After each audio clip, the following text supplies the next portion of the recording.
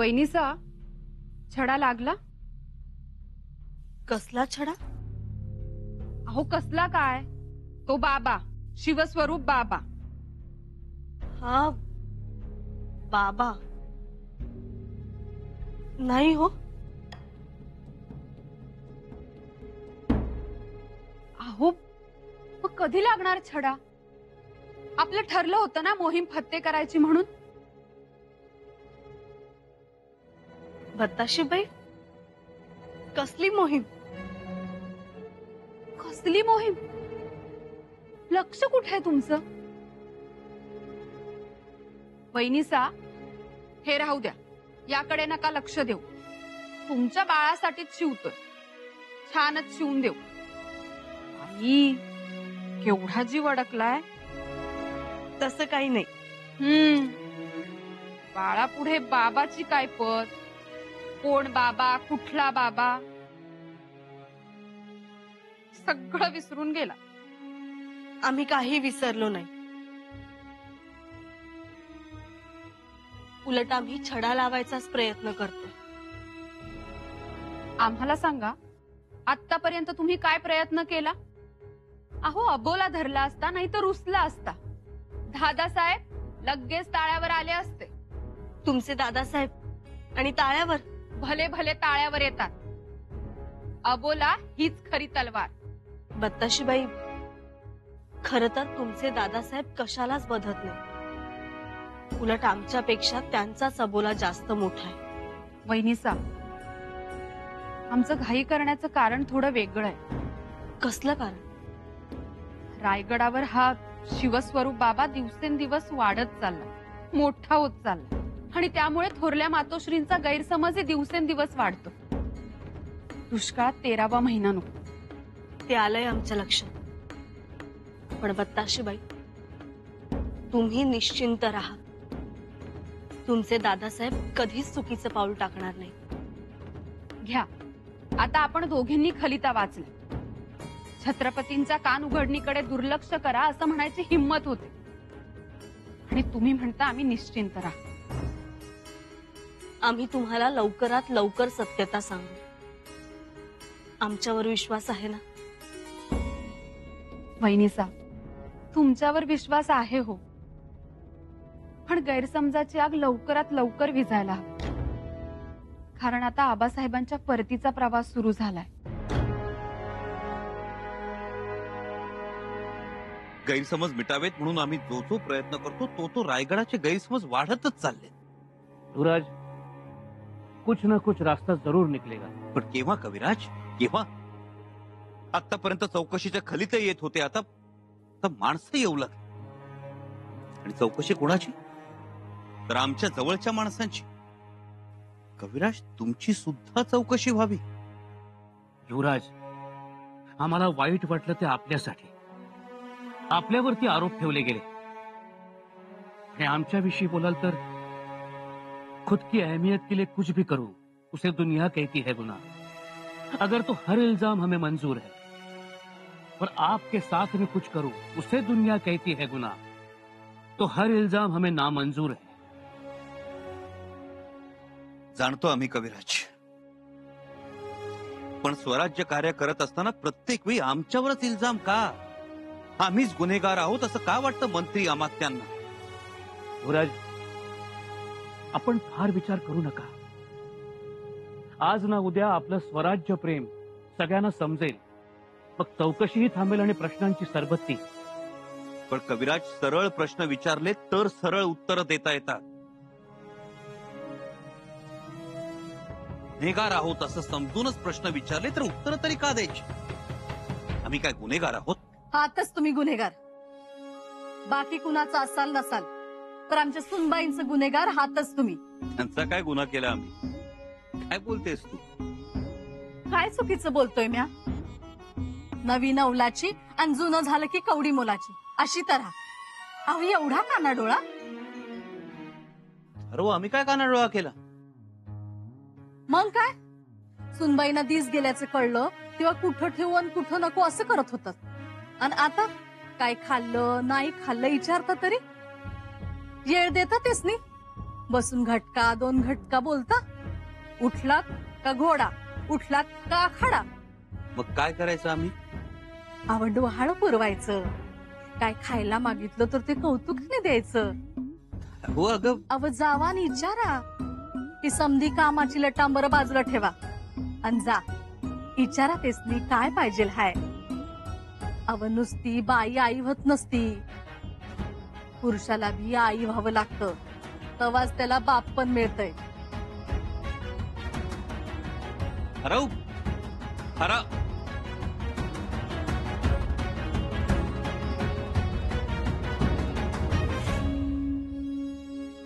बघितलं कविराज? युवराज दिसलं पण बघितलं नाही. नवऱ्या बायकोच्या विषयावर प्रतिभावंतांची मती कुंठित होते. आपण तर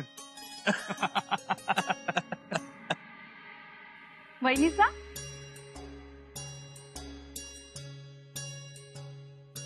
फळं तुमच्यासाठी. यातली 2 फळं तरी आत्ता खावी लागतील. बत्ताशी बाई, आम्हाला काहीच नको. आम्हाला काहीच खावंसं वाटत नाहीये. असं कसं खावं असं वाटत नाही?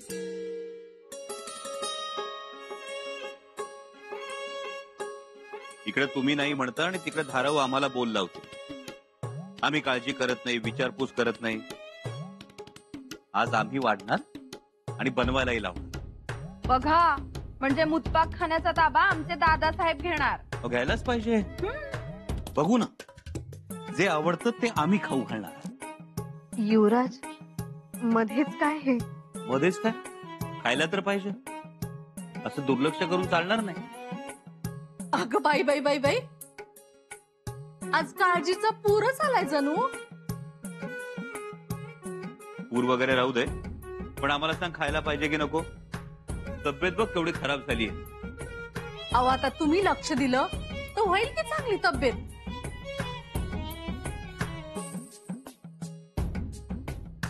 लक्ष आता बघच तू. आता सगळी कामं लांब ठेवणार. आता एकच मोहीम, डोहाळे पुरवायची. युवराज, हे मध्येच काय असं? अहो, पुरवतात तर पुरवू द्या की. बघू तरी आमचे दादासाहेब काय डोहाळे पुरवतात ते. राणू अक्का, आम्हाला काहीही अशक्य नाही. हा, त्यांना फक्त सांगू दे, इच्छा व्यक्त करू दे. बघा हा, धाराऊ बघ बाई, आमचे दादासाहेब डोहाळे पुरवायला आलेत. हो तर सांगू दे त्यांना डोहाळे. सुनबाई बोला आणि आता आढावेड घेऊ नकासा. अव बापई वर्षा 6 महिन्यात एवढा प्रसन्न होतो आणि माग म्हणतो. आता मागा, आता तुमची कसोटी आहे. मागू? आमच्या मनची इच्छा पूर्ण होईल? मागून तर बघ. आम्हाला आऊसाहेबांच्या समाधीचं दर्शन घ्यायचं. अव इच्छा चांगली आहे, पर त्यासाठी पाचाडला जावं लागल. आणि तेही एवढ्या अवघडलेल्या अवस्थेत. दादासाहेब घेऊन जाणार का? अव आणि एवढा वेळ मेण्यात बसून बसत उठत जावं लागल.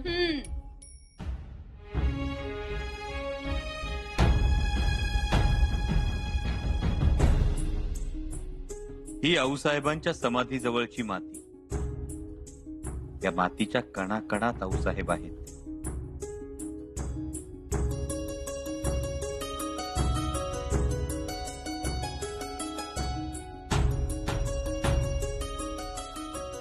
खरंच हो. वहिनीसा, आता दुसरं काहीतरी मागा.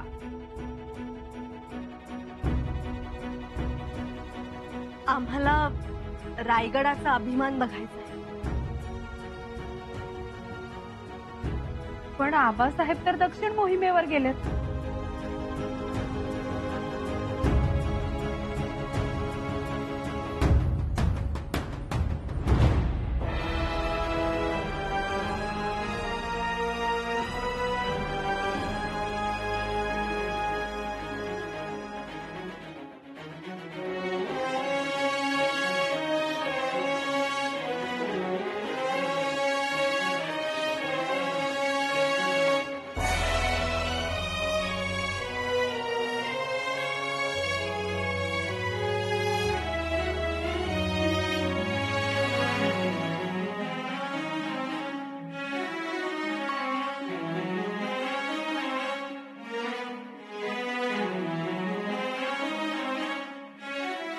सुनबाई तुम्ही काय बी मागा, आमचं लेकरू लई हुशार आहे. आता आणखी एकच, आम्हाला सोयरा मातोश्रींच्या हातचे घावण खायचे आहे.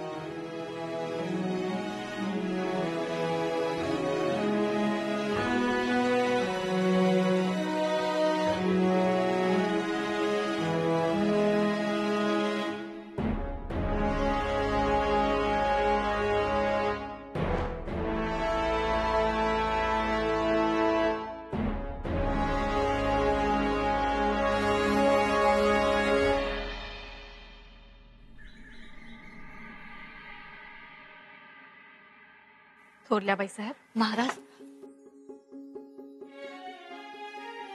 या. काय झालं हसायला? नाही, महाराजांनी हाक मारल्याचा भास झाला, बाकी काही नाही. या बसा.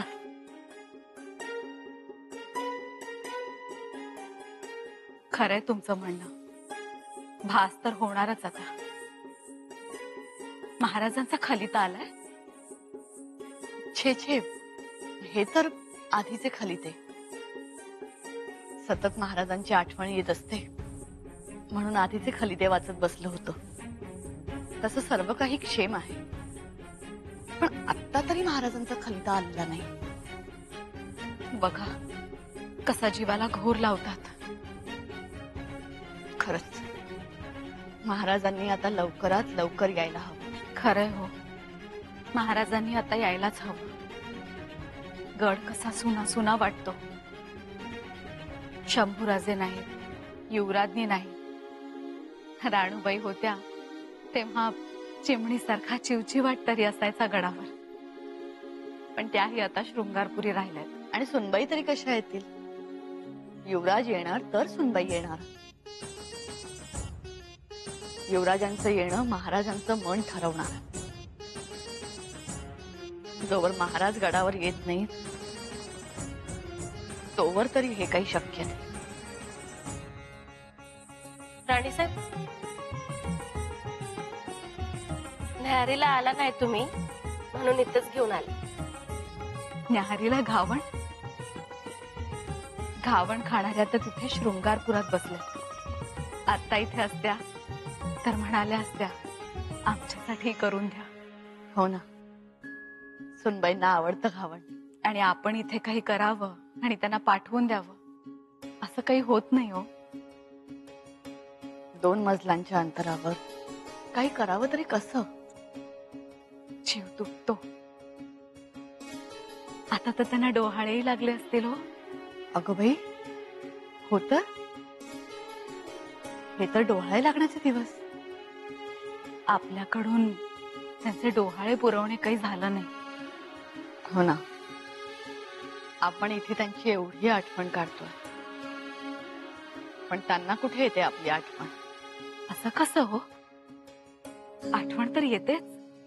हो तर बघा ना, खुशालीच्या खलित्यांचा ढीगच पडलाय जणू इकडे. बघा,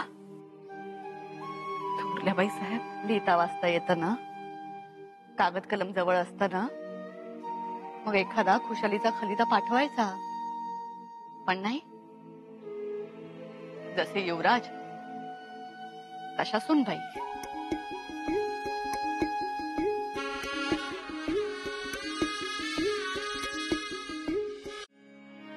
या इच्छेला मात्र मुरड घालावी लागेल. पण का? कारण सोयरा मातोश्रींच्या हातची घावणं खायची असतील तर रायगडावर जावं लागेल. आणि या परिस्थितीत तुम्हाला शक्य नाही ते. खरंच हो, पण युवराज, आम्हाला खूप घावणं खावीशी वाटतात. पण शक्य नाही ते. मग असं करा, सोयरा मातोश्रींना इथे शृंगारपुरात बोलवा. त्या येतील. येतील का नाही येणार? इथे येतील, घावणं करतील, आम्हाला खायला देतील आणि जातील. येसू खरंच शक्य नाही. तुम्ही हट्ट सोडा. पण आम्हाला खूप घावणं खावीशी वाटताय. एकूण परिस्थिती पाहता त्या येतील असं वाटत नाही आम्हाला. कारण मधल्या काळात बऱ्याच गोष्टी घडून गेल्या. आमचे नाही पण त्यांचे आमच्याविषयी बरेच गैरसमज झाले. दादासाहेब एव्हाना त्या विसरल्या असतील. आम्हाला नाही वाटत तसं. मग आता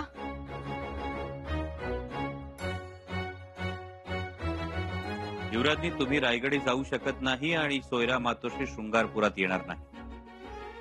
त्यामुळे दुसरा कुठलाही पदार्थ मागा, तो आम्ही देऊ, पण हा हट्ट सोडा. एवढी ही इच्छा पूर्ण होत नाही आमची. आणि काय तर म्हणे युवराजनी. माफ करा, पण ही इच्छा पूर्ण करू शकत नाही आम्ही.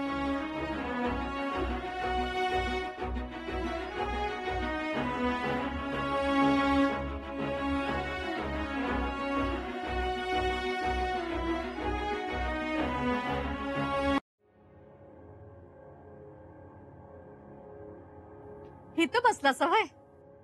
मला वाटलं खाली तर लिहत असाल. खलिता कुणाला? अव रायगड आला. कळवा म्हणावं घावणं पाहिजे आहेत. नका पोरीचा हिरमोड करू. ठराव साधी गोष्ट वाटली का ती? प्रत्यक्ष सोयरा मातोश्रींच्या हातची घावणं. अव मग काय झालं? त्या काही नाही म्हणणार आहेत का? अव हितनं खाली तर जाऊन परत येई पावतर वारहुर होईल तेच नाही. येत्याल त्या. परिस्थिती बदलली आता धाराव. सोयरा मातोश्रींनी आमच्याबद्दल तक्रार खलिता पाठवलाय महाराजांना. त्या नाहीत येणार. ते बाकी समजा आमासनी काही ठावं नाही. पोरीने इच्छा केली घावनाची, आपण ते तेसनी द्यायला पाहिजे. धाराव नसता हट्ट करू नकोस. एक वेळ हत्तीच्या गंडस्थळातले मोती आणून देऊ, जातीवंत नागाच्या फण्यावरचा नागमणी आणून देऊ, पण हे शक्य नाही आम्हाला. सगळं बदललंय आता. युवराज, तुमच्या परास जास्त पावसाळा बघितल्यात म्या. हे बघा, आपली माणसं वरवर कसं बी वागली, काय बी बोलली, तरी ते तात्पुरतं असतंय. मग आपण बी ते फार मनावर नाही घ्यायचं. तुम्हासनी फकस्त एवढंच सांगतो, मोठ्या राणीसाहेब आहे त्या कडक, पर त्यांच्या कडकपणाला बी मायेची झालर आहे बघा. म्हणून म्हणतो लिवा खलिता. धाराव तू आता युवराजनींच्या वर्तान करायला लागलीस.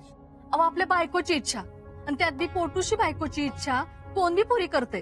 आणि तुम्ही तर युवराज हायसा, समद्या रयतेची इच्छा पुरी करता. ही एक इच्छा बी पुरी कराच, काय बी खटपट करा. हे बघ धाराव, फक्त घावणं करून द्यायला म्हणून थोरल्या मातोश्री येतील असं वाटत नाही आम्हाला. आम्हासनी बी कळतंय ते, पर आपण काहीतरी एखादा कार्यक्रम ठरवला तर त्या निमतान तरी येत्या. नाही म्हणायच्या नाही त्या.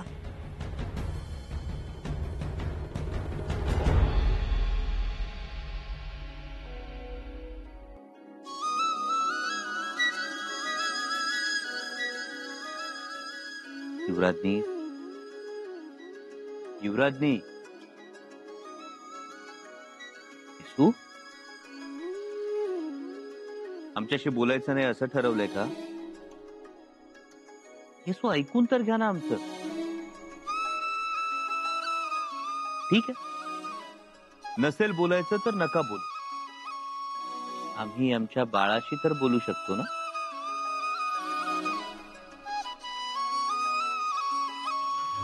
नाही, तेच उत्तम. आम्ही बाळाशीच बोलतो. बाळा, तुमच्या मातोश्रींना सांगा आमच्यावर रागावू नका. बाळा, तुमच्या आबांना म्हणावं आमच्या मातोश्रींची इच्छा पूर्ण केली नाहीत ना, म्हणून त्या रुसलाय. बाळा, तुमच्या मातोश्रींना सांगा आबांचं बोलणं तर पूर्ण होऊ द्या. तुमच्या मातोश्रींना काहीही ऐकायचं नाहीये कोणाचं. ऐकावं लागेल म्हणावं बाळा. असा हटवादीपणा बरा नाही.